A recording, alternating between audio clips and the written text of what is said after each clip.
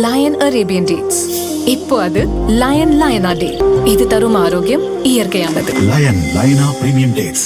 கரூரில் நேற்று முன்தினம் நடந்த தாவேகா கூட்டத்தில் பேசிய முதல்வர் விஜய், திமுக ஆட்சியில் ஊழல் செய்தவர்கள் அடுத்தடுத்து மாட்டப் போகின்றனர்.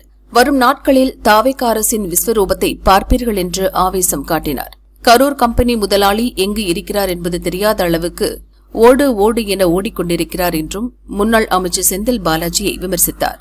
முன்னாள் அமைச்சர் ஏவா வேலு பெயரை குறிப்பிடாமல் சிங்கப்பூரில் ஒளிந்துள்ளார் என்றார். ஏற்கனவே செந்தில் பாலாஜி, வேலு விசாரணை வளையத்தில் உள்ளனர். அவர்களின் வீடுகளில் லஞ்ச ஒழிப்புத்துறை சோதனை நடத்தியுள்ளது. முதல்வரை தரக்குறைவாக விமர்சித்த வழக்கில் முன்னாள் அமைச்சர் அனிதா ராதாகிருஷ்ணன் கைது செய்யப்பட்டு பின் ஜாமீனில் விடுவிக்கப்பட்டார்.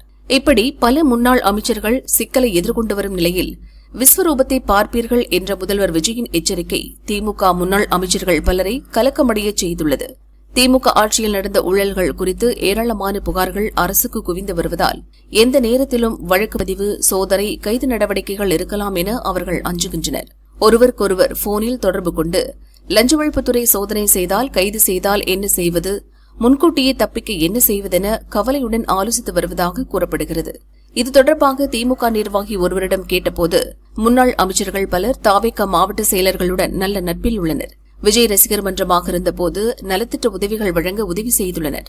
அவர்கள் வாயிலாக என்ன நடக்கிறது, முதல்வர் விஜயின் மனநிலை எப்படி உள்ளது என்பதை தெரிந்து கொண்டு அதற்கேற்ப காய்களை நகர்த்தி வருகின்றனர். ஆனாலும் விஜயின் கரூர் பேச்சு அவர்களுக்கு அச்சத்தை ஏற்படுத்தியுள்ளது என்றார்.